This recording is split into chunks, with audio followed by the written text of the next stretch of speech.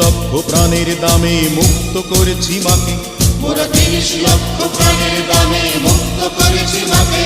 মোরা প্রতিটি বাঙালি জীবন দিয়ে ভক্তি করি যে তাকে, মোরা প্রতিটি বাঙালি জীবন দিয়ে ভক্তি করি যে তাকে। ওগো মা আমার জন্মভূমি মা, ওগো মা আমার জন্মভূমি মা।